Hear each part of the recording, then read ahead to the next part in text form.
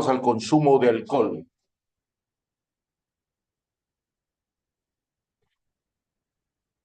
La siguiente, por favor. Bien, sabemos, sabemos que en la cultura moderna o en los eh, diversos ámbitos culturales en el mundo, el consumo abusivo de alcohol y otros tóxicos aumentan la probabilidad, primero, de hechos violentos a nivel de la familia, a nivel de los barrios, a nivel de la sociedad. Esta sustancia es uno de los estímulos que más desequilibran los mecanismos de agresividad en los seres humanos, sobre todo cuando se vinculan con frustraciones, cólera, celos, diferencias, muchas veces pequeñas, pero que se engrandecen con ese desequilibrio. El alcohol, es la droga psicoactiva usada en toda América y es la droga más abusada. Sus efectos son dramáticos sobre el humor, la conducta, el pensamiento, y que su uso crónico es perjudicial para la salud, la familia, la sociedad, aunque resulte paradójico por desconocimiento, aceptada socialmente. De acuerdo a los estudios históricos, ya en época de la construcción de las pirámides de Egipto, la cerveza era una forma de pago y unido a la sal. Entonces, a los obreros semanalmente se les daba alimentos, cerveza y sal, porque era una sustancia que no había en la zona. Y ese pago semanal de la sal posteriormente trajo el concepto de salario, y los obreros modernos tienen un salario en remembranza de la sal y del alcohol que se bebía en la época de la construcción de las pirámides. La siguiente. Bien, aquí haremos una pequeña reseña de un caso clínico. Es un paciente de 40 años que ingresó como consecuencia de una fractura del fémur que se produjo en un accidente. Le practicaron cirugía ortopédica, que fue razonablemente buena, y durante los 2 primeros días del postoperatorio, el paciente inexorablemente se tornó inquieto, a pesar que estaba orientado.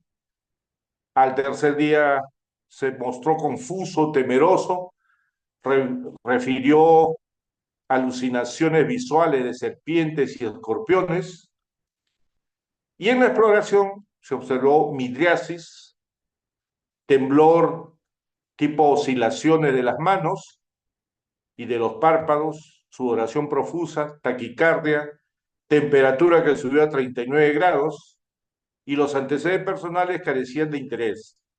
El paciente se consideraba un bebedor social moderado y negaba abuso de drogas, pero en realidad el cuadro clínico nos lleva a pensar por un delirio por deprivación alcohólica, es decir, una reacción delirante por síndrome de abstinencia al alcohol.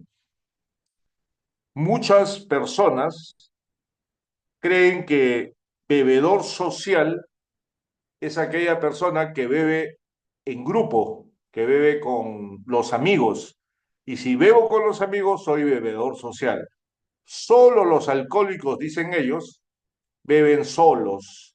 Esos que beben solos, esos son alcohólicos. En cambio, yo soy bebedor social. Y veremos y aclararemos estos conceptos en el transcurso de esta clase. La siguiente.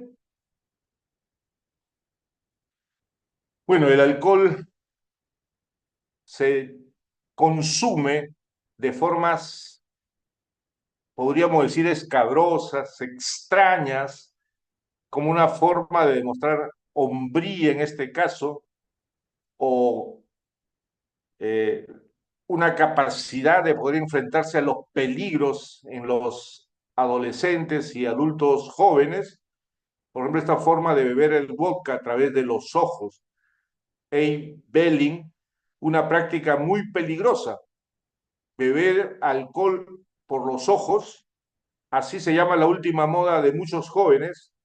Se abre la botella de vodka en este caso, se pone en el ojo y el líquido entrando por la órbita ocular. Para los oftalmólogos se trata de una locura con daños irreversibles que puede llevar a la ceguera. Sin embargo, en los círculos íntimos de jóvenes que buscan emociones de alta intensidad, este tipo, entre comillas, de práctica peligrosa viene ganando terreno en algunos países occidentales. La siguiente.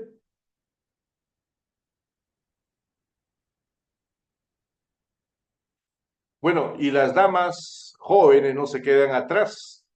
Se ha descrito en la literatura que adolescentes menores de 21 años en Estados Unidos y a veces de 15, 16 años, para poder intoxicarse con alcohol y no tener el olor al alcohol por la boca, utilizan tampones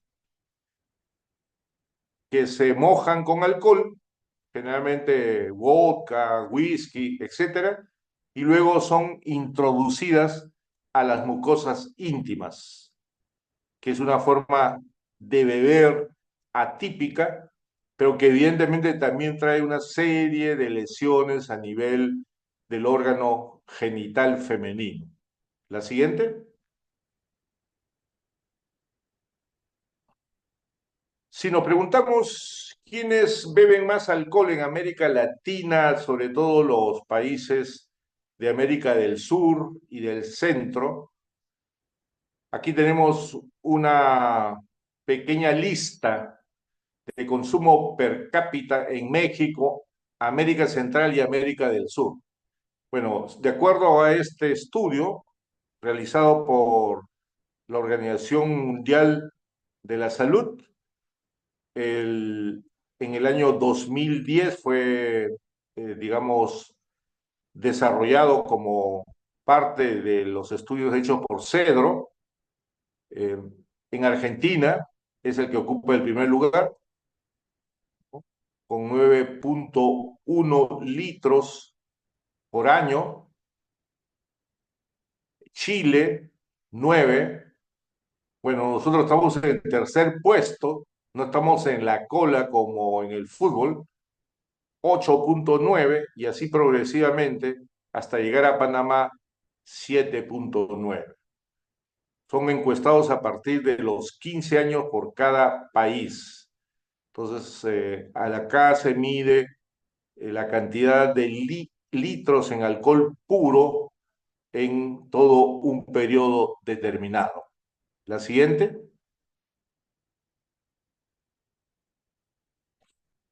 Y esto tiene importancia porque existe puertas de ingreso al consumo, lo que en farmacodependencia se llama la pirámide de consumo. El consumo de alcohol es la puerta de ingreso al mundo de las drogas. Eso tiene que ver con una serie de aspectos que ustedes pueden observar en la lámina. Entonces, el alcohol, puerta de ingreso al tabaco, a la marihuana, al crack, a la cocaína y luego a las drogas modernas, sintéticas, que los países vienen teniendo como una gran crisis de salud pública. Entonces, estas personas deben encontrar un proceso de apoyo, buscar asistencia, al principio con terapias grupales o con la participación en Alcohólicos Anónimos o Narcóticos Anónimos. Y si esta estrategia no funciona, el tratamiento debe hacer convencionalmente con tratamiento farmacológico, tratamiento psicoterapéutico, cambios en el estilo de vida, etcétera, etcétera. La siguiente. Entonces, basado en este consumo, principalmente ahora del alcohol, podemos tener personas no consumidoras, lo que se llama abstemio puro, que nunca han consumido alcohol, las personas que experimentan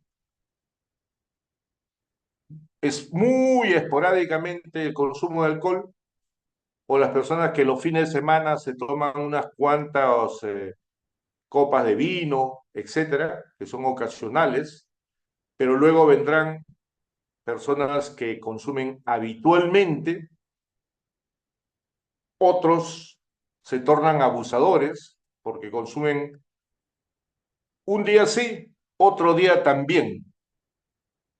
Y finalmente, los dependientes. Es decir, entre el consumo experimental y la dependencia hay una línea permanente que hace que las personas tengan problemas de consumo basado en una variable de los factores de riesgo y los factores de protección que deben ser observados en los consumos en general. La siguiente. El DSM-5, ya que actualmente el CIE-10 y el DSM-4 todavía son las clasificaciones que estamos usando, porque el CIE-11 no se ha aplicado a nivel mundial, pero recordamos que el DSM-5 tiene esta clasificación: consumo de bajo riesgo o sin consumo. Serían los abstemios y los consumidores esporádicos. El consumo de riesgo y el TUA, que es trastorno por uso de alcohol. El TUA sería el trastorno por uso de alcohol.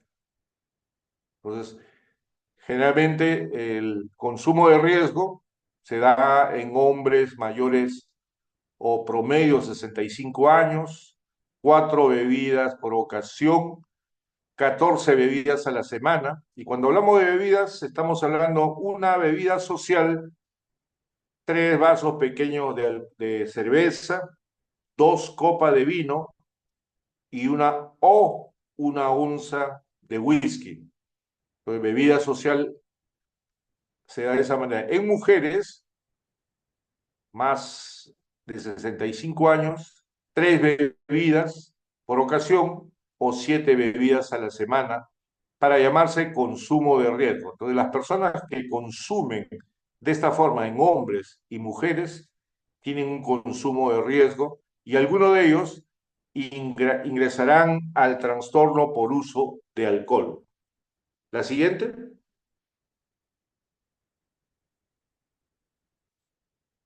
A nivel internacional, tanto la Organización Mundial de la Salud como la UNESCO tienen esta particular forma de ver el proceso de consumo.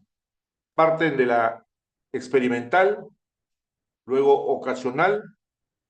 La OMS habla de episódico o habitual, la UNESCO, sistemático o compulsivo. Tanto el sistemático como compulsivo serían las personas que tienen trastorno por uso de alcohol, el llamado TUA del DSM-5, o dependencia del alcohol tal como lo conocemos. La siguiente. En el DSM-4, la dependencia a las sustancias en general, y al alcohol en particular tiene esas características. Se considera que la dependencia es un patrón desadaptativo de consumo que conlleva un deterioro o malestar significativo expresado en tres o más de los siguientes síntomas. Patrón desadaptativo de consumo, llevando a una disfunción que se expresa en tres o más de los siguientes síntomas. Primero, tolerancia, es decir, la persona cada vez que consume necesita más dosis porque el cerebro se va acostumbrando a mayores dosis. Comenzó con una botella de cerveza, al mes ya toma dos, a los 6 meses toma cuatro y a los 8 meses toma 6 o 10, etcétera. Entonces, la tolerancia es un factor de riesgo en el consumo de alcohol y de todas las sustancias. La abstinencia, vale decir que la persona cada vez que consume un fin de semana, al siguiente día amanece intranquilo, como dice en el argot nacional, está con los muñecos, tembloroso, intranquilo, que cuando toma un poco de alcohol desaparece. De alguna forma es como tomar un diazepam líquido para bajar los niveles de abstinencia. Aumento de la cantidad o tiempo de uso. O sea, cada día se consume más tiempo, más años de consumo, deseo persistente o esfuerzo infructuoso de conseguir alcohol, empleo de tiempo en actividades para conseguir la sustancia. La persona tiene 12 horas, trabaja 3 y la diferencia busca encontrar amigos, busca encontrar lugares donde consumir. Reducción de actividades sociales, el alcohólico se reúne solamente con las personas que lo comprenden, es decir, otros alcohólicos. Los amigos normales ya no son amigos porque simplemente no hablan su lenguaje. Se continúa tomando la sustancia a pesar de los problemas. Sabe que la última vez que tomó tuvo un accidente de tránsito o la última vez que tomó tuvo un TEC leve, pero a pesar de eso sigue consumiendo la sustancia, en este caso el alcohol. La siguiente.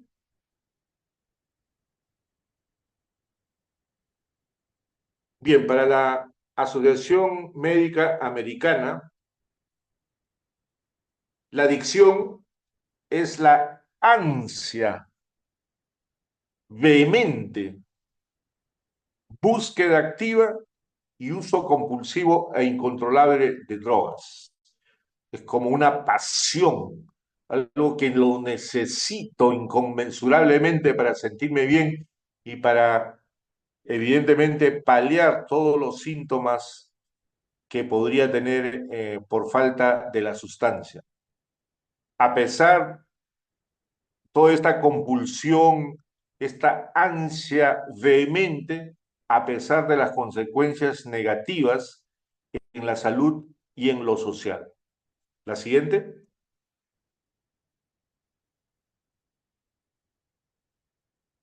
Bueno, en términos concretos, algunos signos de adicción social al alcohol tenemos justificación de la necesidad de beber. Dice, bueno, en realidad yo no soy alcohólico, soy bebedor social, solo tomo cuando me reúno con los amigos. Deterioro del contacto con los no bebedores, esto es importante. Casi todos sus amigos son bebedores y los amigos que no beben simplemente son personas eh, que no tiene valor, no son chistosos, no son divertidos, no me gusta hablar con ese tipo de gente. Siempre tiene el alcohol a su alcance. Dentro de casa tiene un pequeño bar o simplemente tiene un contacto en la esquina con la dueña de la tienda por el cual él puede fiarse alcohol o comprar alcohol que pueda garantizar su capacidad económica. Verme en forma rápida, esto también es importante. Las personas que tienen compulsión a tomar, mientras la mayoría está saboreando un primer vaso, esta persona ya terminó el primer vaso, se está sirviendo el segundo vaso. Considera que la cerveza no es alcohol. Dice, no, la cerveza no es alcohol. La cerveza es un estimulante, no hace daño. Siempre lleva una copa en la mano con los amigos. Es decir, la reunión se está produciendo, se supone que la copa de vez en cuando está en la mano, pero principalmente en la mesa, pero en realidad esta persona cuando conversa siempre tiene la copa en la mano porque está tomando más frecuentemente que la mayoría. La siguiente. Y acá tenemos algunas graduaciones del nivel de alcohol en bebidas destiladas y fermentadas. Por ejemplo, la más conocida a nivel mundial, la cerveza, generalmente tiene de 4 a 6%, o sea, por cada 100 mililitros de líquido, 6% o 4% es alcohol. La Brahma, que es una cerveza brasileña, ingresó al Perú, pero no tuvo suceso, porque esa cerveza debe tener 3,5, 4% de alcohol, y el bebedor nacional gusta de las cervezas fuertes, y simplemente pasó el olvido y desapareció del mercado. En vino de mesa, hay vino de mesa producido recientemente que tiene de 10 a 13% de alcohol, y los vinos que están separados por años, los llamados vinos generosos, pueden llegar hasta el 18%. Con relación a las bebidas destiladas, pueden llegar hasta 50% de alcohol, es decir, por cada 100 centímetros, 50% es alcohol, que van desde el ginebra, el vodka, el ron, el brandy, el aguardiente, el whisky. Muchos usuarios dicen que cuando toman whisky o toman ginebra o ron cubano, en realidad se están protegiendo de beber cualquier tipo de alcohol, porque dicen que al ser estos productos caros, garantizan de que el sistema nervioso y el cuerpo no se dañe, porque no produce resaca. Muchas personas tomando bebidas destiladas no tienen resaca, es decir, o lo tienen escasa. En cambio, cuando toman bebidas fermentadas, dicen que tienen resaca, es decir, dolor de cabeza, malestar, náuseas, vómitos. Por lo tanto, llegan a la conclusión que la mejor forma de beber es tomar bebidas destiladas. La siguiente.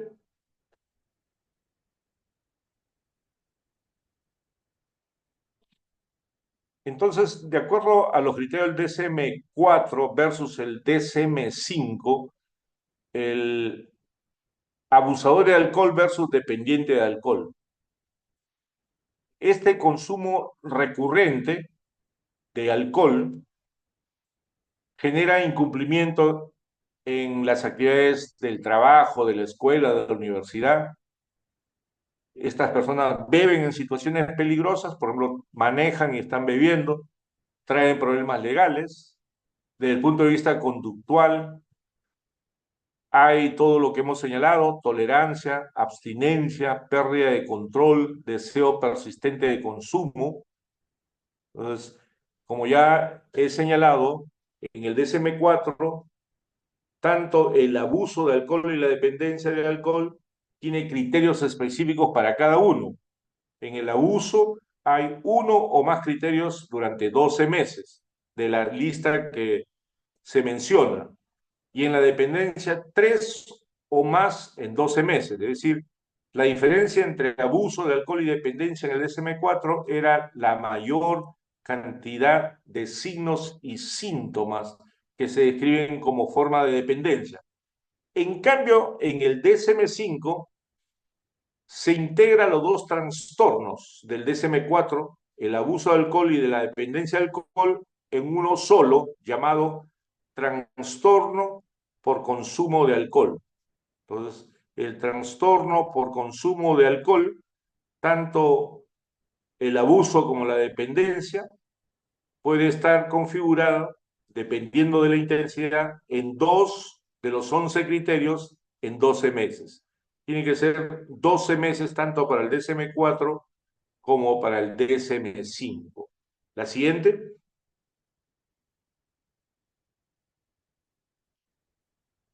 Entonces aquí tenemos una complementación de lo anterior. El patrón de consumo de alcohol por la cantidad de alcohol consumido genera efectos tóxicos que a su vez pueden generar enfermedades crónicas, efectos psicoactivos de la intoxicación que a su vez pueden generar accidentes y lesiones, problemas sociales y la dependencia, problemas sociales crónicos. Generalmente el dependiente cae y recae, entra a un programa, a la vuelta de 2 meses otra vez recae. Algunos de ellos viven en la calle varios años. La familia es el esfuerzo, los pone en un sistema de tratamiento, mejora, pero a la vuelta de un año otra vez recae, porque las personas tienen la convicción de que el alcohol es parte de la vida social de los seres humanos y que ellos de ninguna manera van a dejar de tomar alcohol. Y el dato fundamental es que una persona que ya llegó a la dependencia, aun cuando tome un vaso de cerveza después de un año, otra vez recae intensamente. Es decir, no es que el tiempo de no consumo amengúa el proceso, sino cualquier dosis de alcohol en este caso produce un efecto rebote o un efecto de disparo que hace que la persona recaiga como si fuera hace un año atrás. La siguiente. Entonces hay muchos factores que influyen en el consumo de drogas. Por ejemplo, las influencias ambientales, precio y disponibilidad.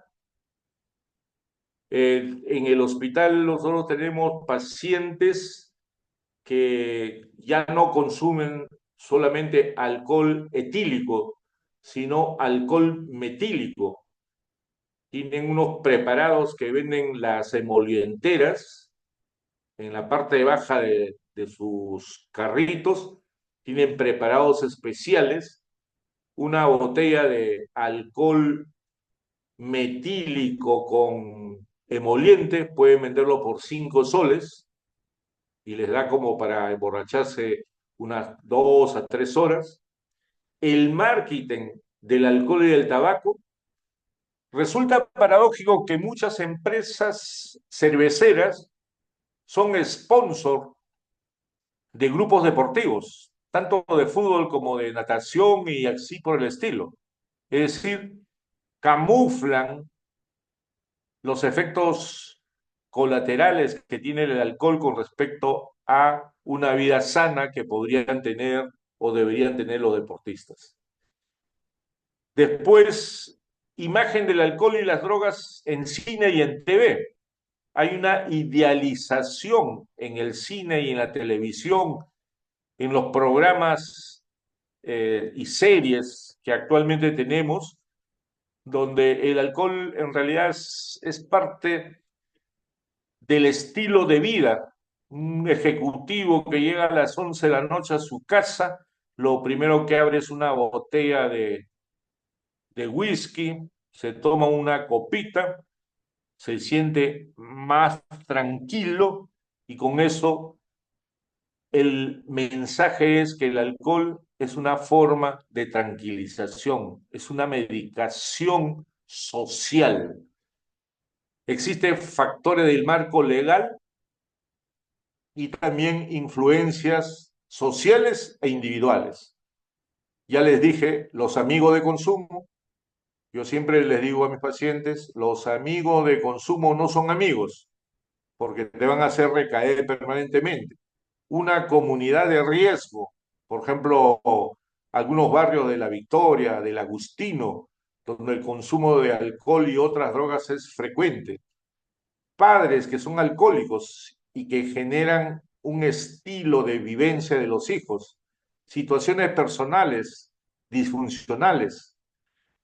Y a nivel individual, evidentemente la personalidad, los problemas de conducta, las actitudes y las creencias y la presión social. Se considera que existe lo que se llama personalidad estado, que significa que dentro del estilo de personalidad de un niño y luego de un adolescente hay factores ansiógenos que hacen que este tipo de personas descubran poco a poco que tomando alcohol se sienten más tranquilos, que tomando alcohol se sienten más agradables ante los demás, porque sin tomar alcohol no pueden hablar adecuadamente ante los otros, tienen problemas de ansiedad social, pero con alcohol se transforman y consideran que eso es el camino para ellos. La siguiente.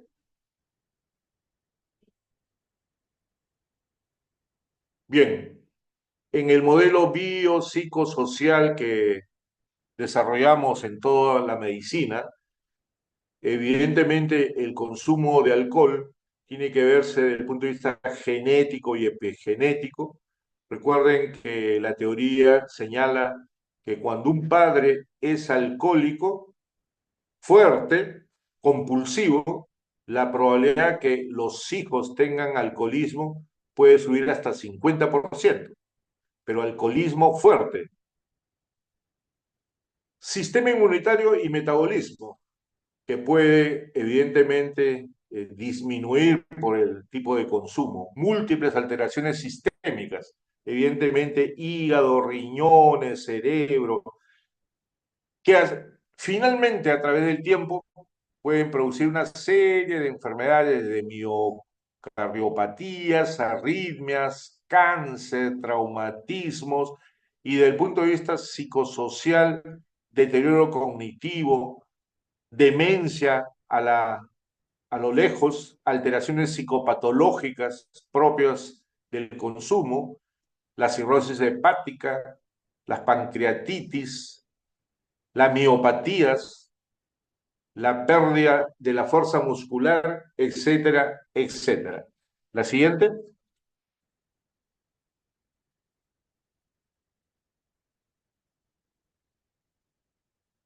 Los problemas psiquiátricos asociados al alcoholismo son muchos, pero podríamos hacer una pequeña tabla donde los trastornos mentales que pueden acompañar al abuso de alcohol se pueden expresar en trastorno antisocial de la personalidad, personas que gustan de violar las normas, que son impulsivos, irritables, los trastornos de conducta en niños, adolescentes, la manía o el trastorno bipolar en la fase maníaca y la esquizofrenia. Trastornos mentales que acompañan al abuso de alcohol también puede ser trastorno eh, de tipo ansioso depresivo, el trastorno de ansiedad generalizada, el trastorno de estrés postraumático, etcétera, etcétera. También hay, basado en esto, antecedentes escolares o laborales erráticos. La persona que ya entró al alcoholismo no termina la escuela o la universidad, pierde frecuentemente las oportunidades laborales porque no asiste frecuentemente y son despedidos, puede vivir en torno a un ambiente de violencia doméstica, el alcohólico se convierte en la persona que violenta a su familia y esto traer serios problemas conyugales. La siguiente.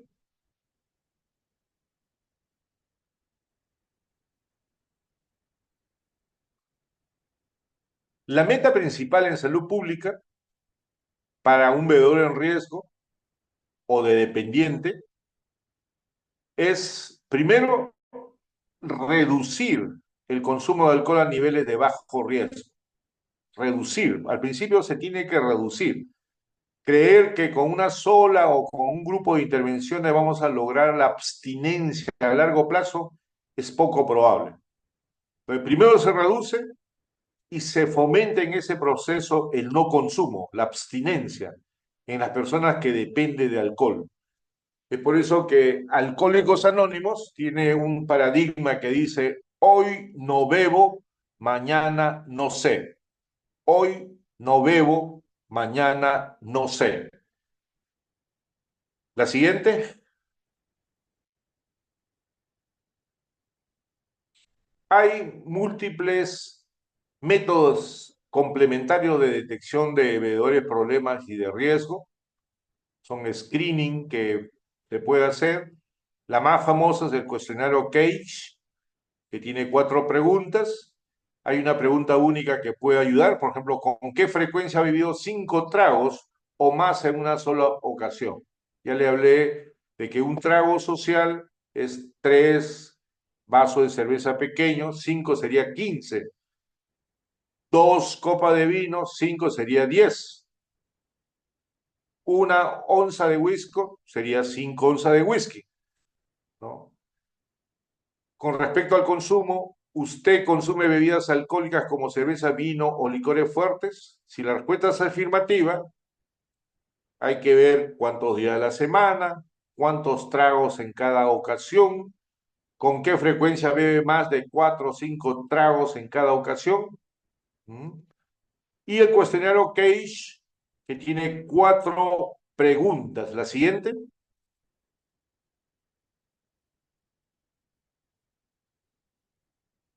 Y este es el famoso cuestionario Cage que en salud pública y en atención primaria puede ayudar. El test se considera positivo a partir de 2 respuestas afirmativas, 2 respuestas de 4, o sea, 50% de estas respuestas, si son afirmativas, ya se considera positivo a una forma de alcoholismo. Pero una sola respuesta obliga a mantener una actitud vigilante, ya que se trata de una persona en situación de riesgo. Entonces, ¿cuáles son esas preguntas? ¿Alguna vez ha tenido la impresión de que debería beber menos? ¿Debería? ¿Has pensado en que estás tomando y deberías beber menos? ¿Sí o no? ¿Le ha molestado alguna vez que la gente criticándolo por su forma de beber? Es decir, la familia, la enamorada, la madre le dice, oye, estás bebiendo mucho, vienes borracho y gritas, golpeas, pateas, ¿no? Entonces, esa conducta de la familia de vigilancia le ha molestado alguna vez porque critican su forma de beber. ¿Se ha sentido alguna vez mal o culpable por su costumbre de beber? Esto es importante, ¿no? Sentirse mal, mareos, dolor de cabeza, náuseas, vómitos, resaca, como decimos, o se ha sentido culpable. Y muchas veces estas personas dicen, ya voy a parar, esto no puede ser, estoy tomando demasiado, me siento mal por todo lo que ha pasado, he hablado cosas que no debí hablar. Pero a la vuelta de 15 o 20 días, otra vez los amigos de consumo lo invitan y otra vez cae en el mismo ritmo de consumo. 4. ¿Alguna vez lo primero que ha hecho por la mañana ha sido beber para calmar sus nervios o librarse de la resaca? Es decir, personas que se levantaron en la mañana con dolor de cabeza, con malestar, con movimientos involuntarios de las manos y aprenden de que tomándose una copa de vino o un vaso de cerveza se tranquilizan. Eso es un poderoso síntoma de consumo de dependencia de alcohol. Entonces, 4 elementos del cuestionario Cage. Si ha tenido la impresión de beber menos, si se molestó alguna vez por la crítica social, si alguna vez se ha sentido culpable por la forma como consume y si alguna vez ha tenido que calmar sus nervios tomando más alcohol en las mañanas. Si nosotros tenemos 2 de 4, con seguridad que ya podemos tener un caso de trastorno de alcohol. La siguiente.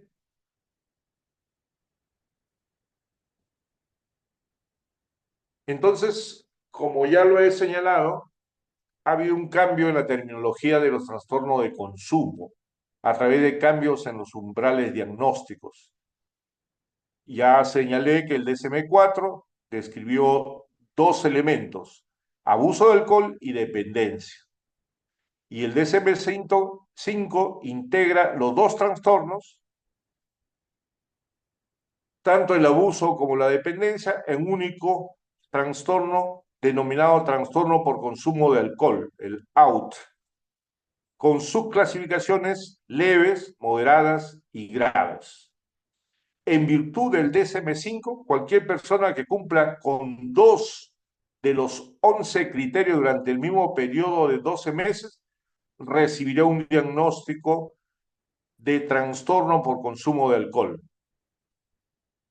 Y se puede observar diversas intensidades, leve, moderada o intensa,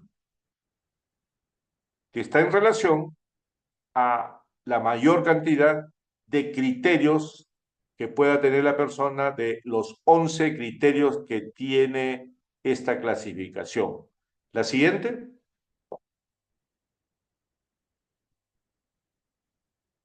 En el DSM-4 y en el ICD-10, 3 de 7 criterios en un año, 12 meses. En el área farmacológica, en el área de la adaptación social y en la severidad de la adicción. Y aquí tenemos en el área farmacológica tolerancia, abstinencia, en la adaptación social más tiempo, más largo por consumiendo, intentos exitosos de dejar de beber o de controlar, el uso compulsivo y a nivel de la severidad de la adicción, negligencia para las actividades, tiempo empleado frecuentemente para consumir, uso a pesar de las consecuencias negativas.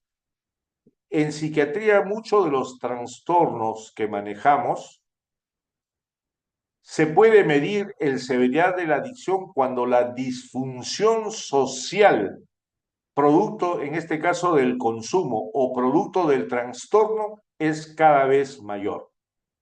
Entonces, podemos hablar, por ejemplo, de una severa depresión cuando la persona socialmente tiene una disfunción marcada y en el caso de alcohol tiene una serie de problemas en su actividad diaria, en su empleo y en la imposibilidad de bloquear el consumo a pesar de las consecuencias negativas. Es decir, síntomas farmacológicos de mala adaptación y severidad de la adicción, tal como estaba reflejado en el DSM-4 y en el ICD-10. La siguiente.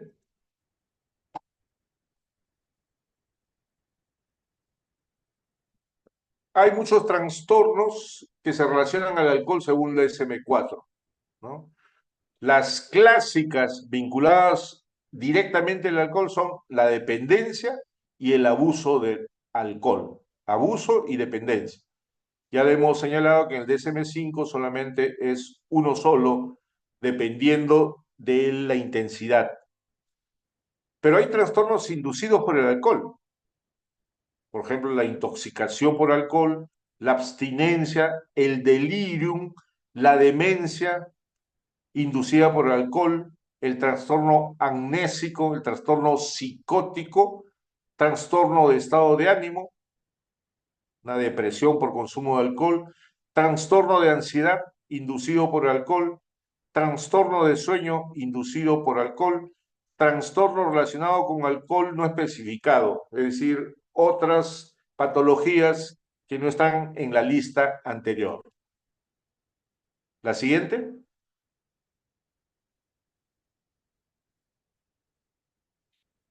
Bien, el DSM-5, como ya lo hemos señalado, considera que el trastorno por uso de sustancias es un patrón maladaptativo de uso de alguna sustancia que conlleva un deterioro o malestar clínico significativo manifestado por dos o más de los siguientes en 12 meses.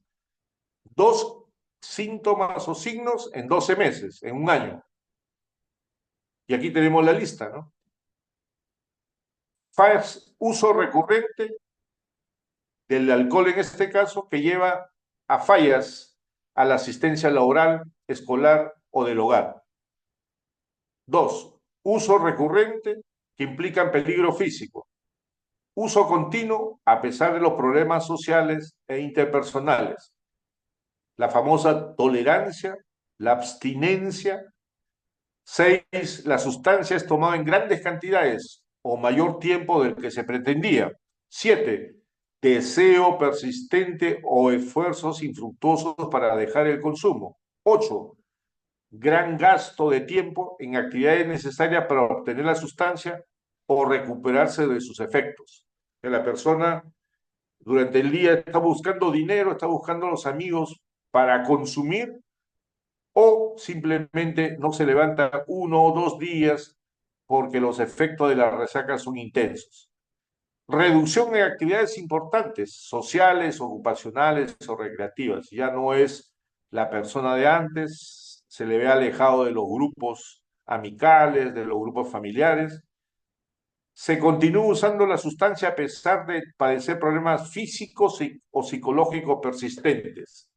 Y finalmente, un síntoma que es importante en la psicopatología de la dependencia, el llamado craving.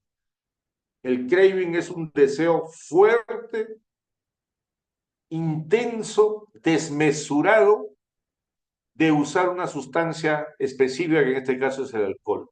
Es como se me hace agüita la boca pensando en eso. Entonces, el craving es un factor poderosísimo de riesgo para una recaída. La siguiente.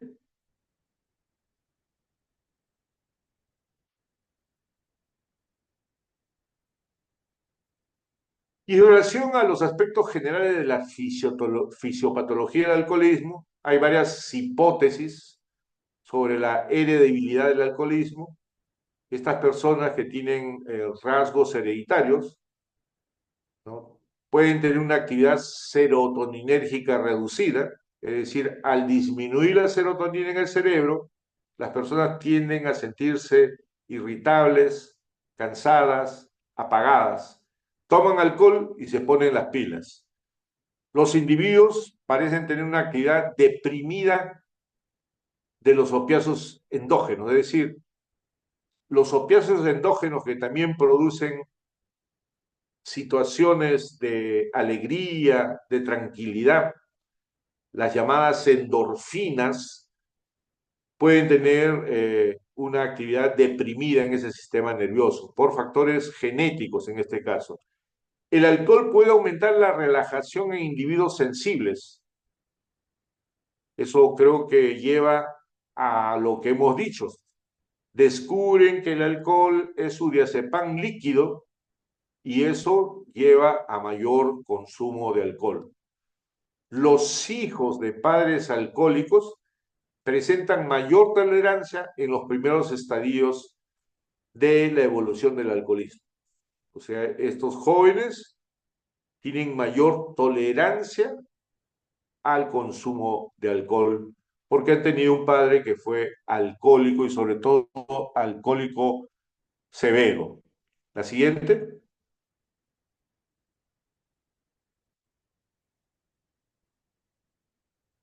El tratamiento es multimodal, pero muchos alcohólicos tienen síndrome de resistencia a la insulina, eso también es importante. Un desorden metabólico debido a que el cuerpo no regula correctamente el azúcar. Estos síntomas son efectos secundarios que se observan a menudo en alcohólicos sometidos bajo tratamiento de desintoxicación. En este caso, el tratamiento y el diagnóstico inicial tiene que ser hecho por varios especialistas, el médico internista, el médico psiquiatra, el nutricionista, etcétera, etcétera. La siguiente.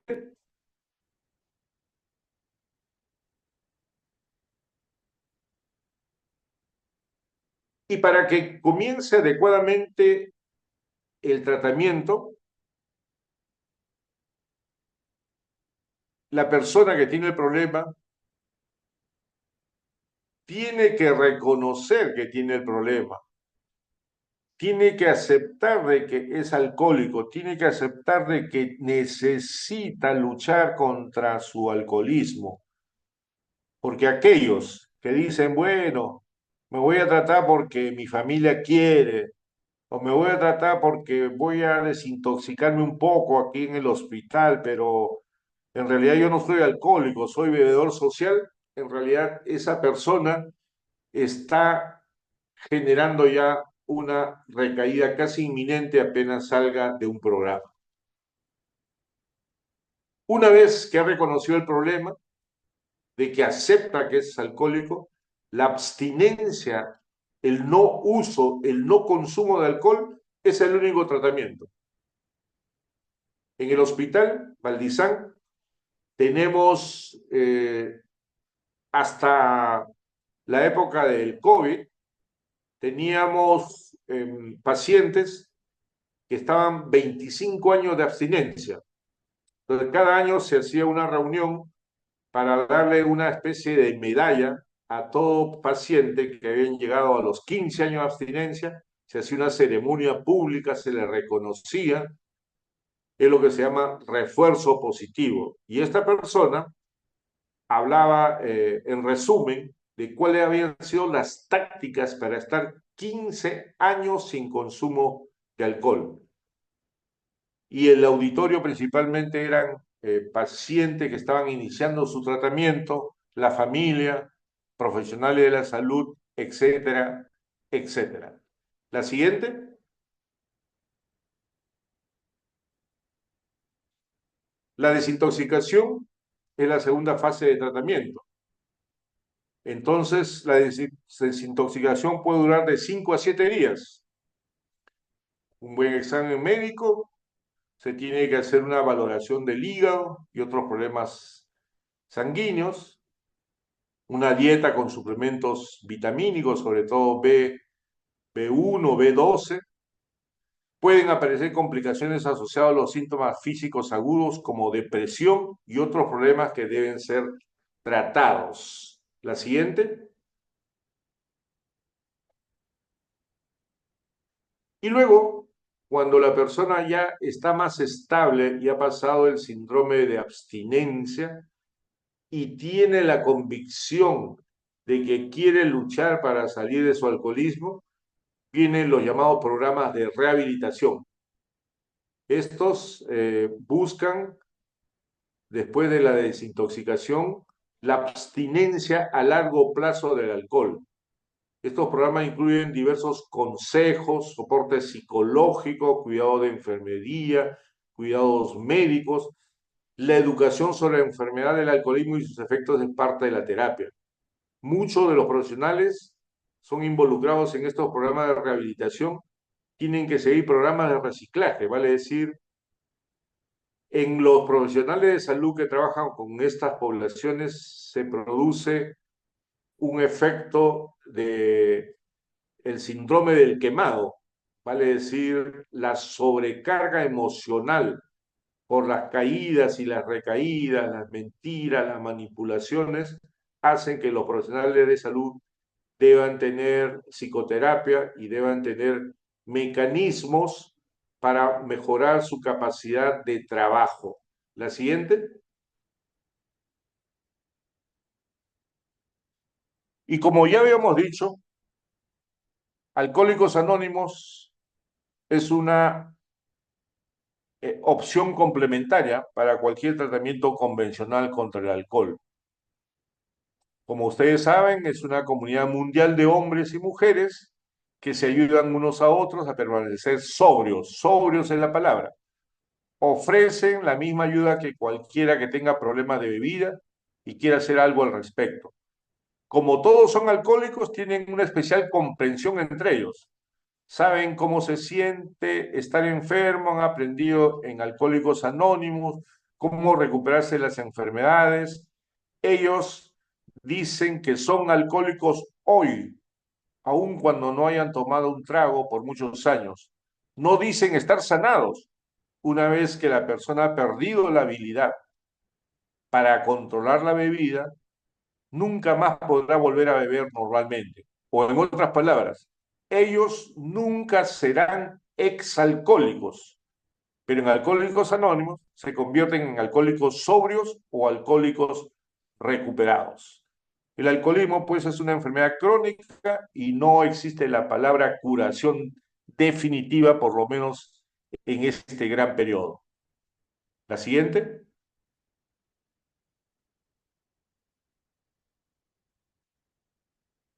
En nuestro organismo, el metabolismo del alcohol, ¿no?, ingresa a nuestro cuerpo como etanol y nosotros tratamos de, digamos, tener un proceso de partición de esta molécula a través del alcohol deshidrogenasa, que luego se convierte en acetaldehído, y el aldehído de deshidrogenasa que surge del acetaldehído se convierte en acetato. El disulfirán, como lo veremos en las siguientes láminas, es una medicación que inhibe el alcohol deshidrogenasa o el aldehído deshidrogenasa. Inhibe. ¿Y qué pasa? Cuando este acetaldehído se concentra en sangre y la persona consume alcohol, entonces se produce náuseas, vómitos, mareos, sensaciones intensas negativas. El disulfirán es una forma disuasiva para que la persona no consuma alcohol, no recaiga rápidamente. La siguiente.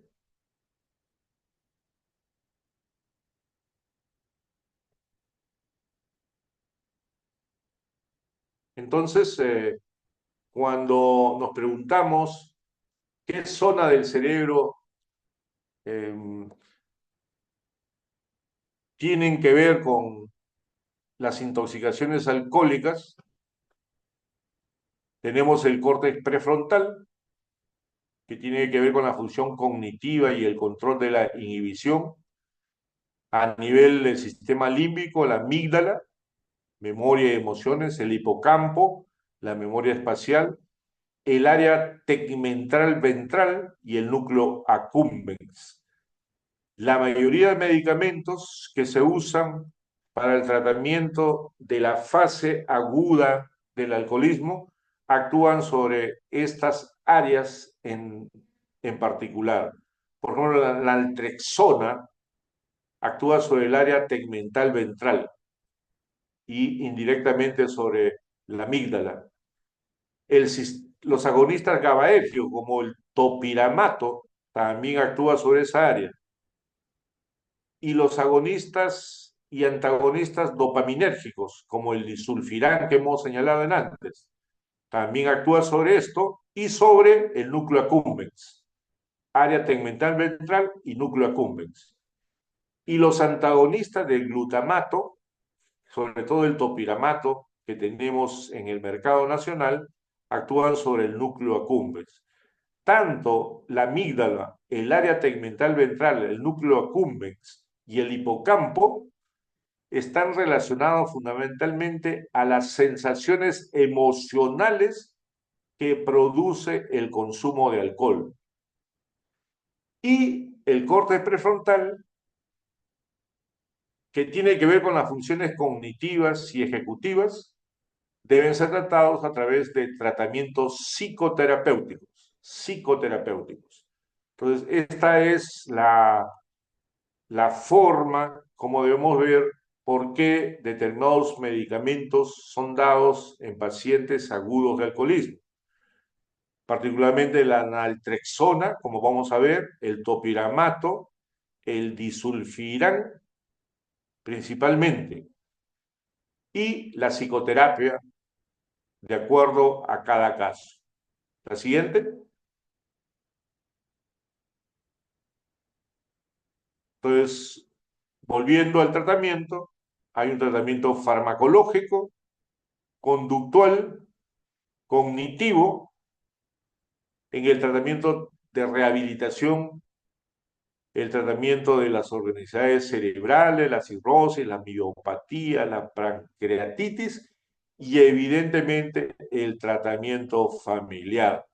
La familia es el sector que más sufre con las consecuencias del alcoholismo de una persona. La siguiente.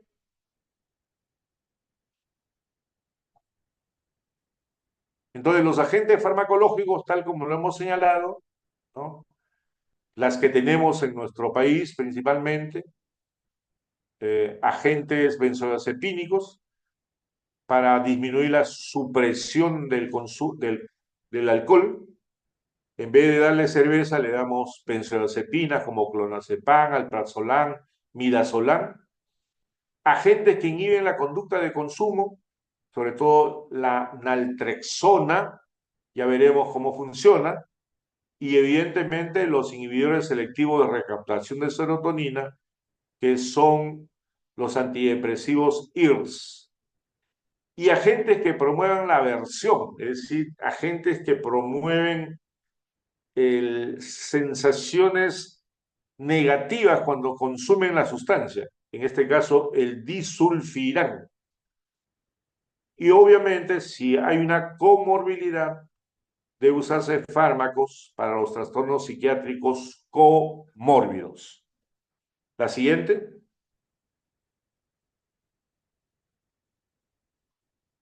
Entonces, el disulfiram, ¿cómo se usa? El disulfiram, también conocido como antabús, viene en dosis de 250 y de 500 miligramos. Se usa diariamente, ¿no? Antes de que la persona salga a la calle, después del desayuno, dura 24 horas, y si la persona en el transcurso de la tarde, sin querer queriendo, como se dice, consume alcohol, en ese momento se le produce una serie de síntomas negativos como náuseas, mareos, vómitos, etcétera, etcétera. La naltrexona, que disminuye el deseo de consumo, hay por vía oral y en otros países por vía intramuscular. La naltrexona viene en dosis de 50 miligramos y se usa una tableta por vez diariamente. Y el acamprosato, 2 tabletas, mañana, tarde y noche, pero en nuestro país no tenemos acamprosato. La siguiente. Entonces, el disulfiram, que es el que produce náuseas, que produce fobia contra el consumo cuando la persona quiere recaer o está decidido a recaer. Este antabús es un medicamento que sirve para desalentar el uso de alcohol. Una vez ingerido el medicamento es poco frecuente experimentar efectos colaterales a menos que se ingiera alcohol. Es decir, el producto consumido no genera efectos colaterales, pero si en algún momento la persona consume alcohol, sí hay los efectos que hemos señalado.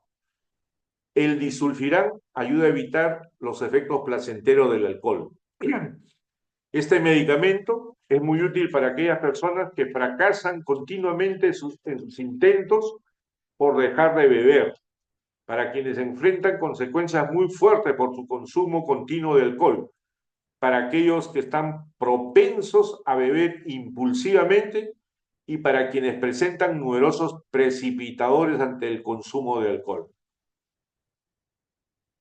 De alguna forma, el disulfirán es el guardián de la economía y del sistema nervioso del paciente, que cada vez que la persona consuma alcohol va a sentir efectos colaterales que le van a hacer recordar que tiene que luchar contra el consumo.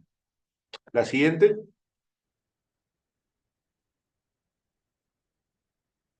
Con respecto a la naltrexona, que habíamos señalado que su función es disminuir el deseo de consumo. Entonces, la naltrexona, tomado en la dosis señaladas, disminuye la euforia tras la ingesta etílica. Es decir, en este caso, si el paciente toma, ese saborcito, ese gustito que le siente el alcohol simplemente desaparece. Es como tomar agua solamente. Por lo tanto, el deseo de consumir disminuye también.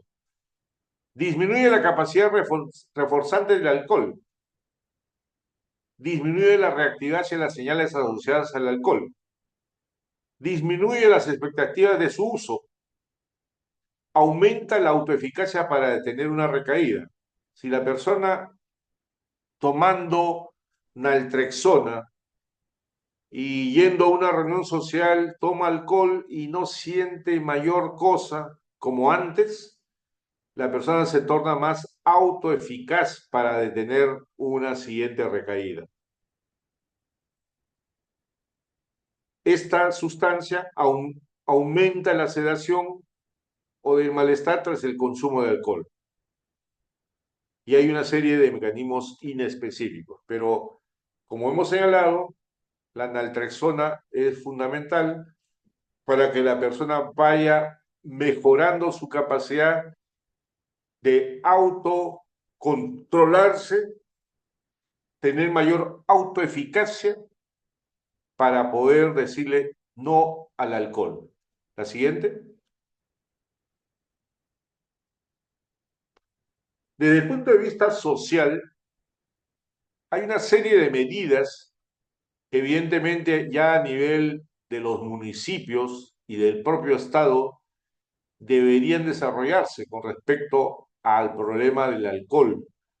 Cedro, en una encuesta nacional realizada hace 5 años, considera que existe 12% de personas con síntomas de alcoholismo o dependencia al alcohol.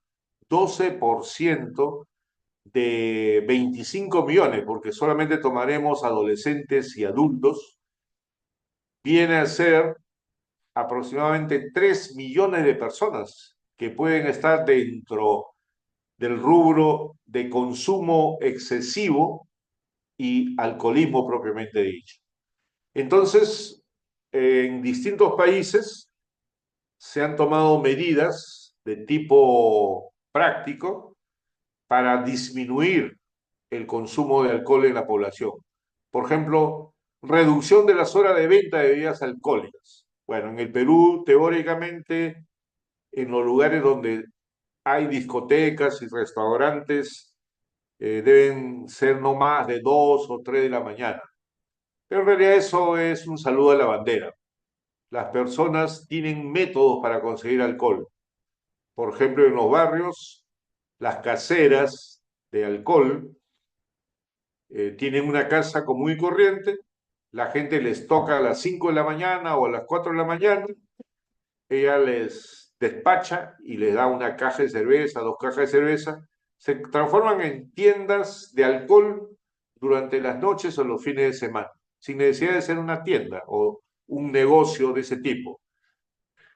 Efecto de la reducción del día de venta de bebidas alcohólicas. Bueno, en el Perú se planteó la posibilidad de que solamente los fines de semana se consuma alcohol legalmente, pero con la historia de la veda o de la interdicción del alcohol en Estados Unidos en la década de 1920, la ley seca, se demostró que hecho la ley, hecho la trampa, porque el alcohol se tornó un consumo clandestino y las mafias ganaban mucho más porque al ser una sustancia clandestina tenía que tener mayores costos. Por eso se liberó y actualmente ningún país en el mundo tiene la posibilidad de tener este tipo de medida.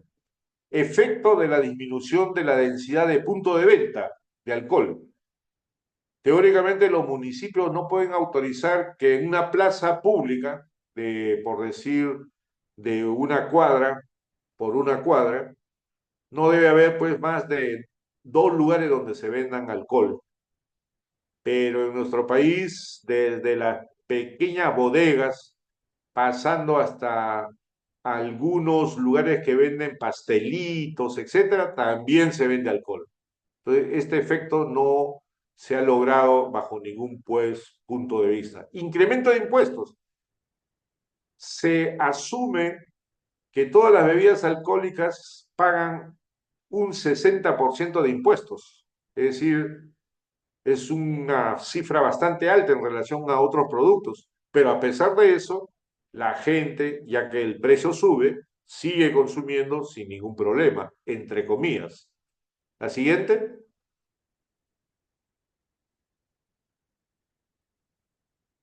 Supervisar para que se cumplan las leyes. Bueno, tenemos tantas leyes que duermen el sueño de los justos. Sistema de identificación y manejo temprano basado en establecimientos de salud. En países nórdicos existe esto, a través de un sistema de atención primaria de la salud. Se tiene grupos de 1.000 personas que son atendidos por un grupo de profesionales y se puede identificar a través de los establecimientos de salud quiénes son población en riesgo para el consumo de alcohol, etcétera, etcétera. Pero en nuestro país es imposible. Hay zonas del país que simplemente no llega el Estado. Edad mínima para comprar el alcohol, bueno, teóricamente la adultez. Somos adultos a partir de los 18 años porque tenemos DNI azul.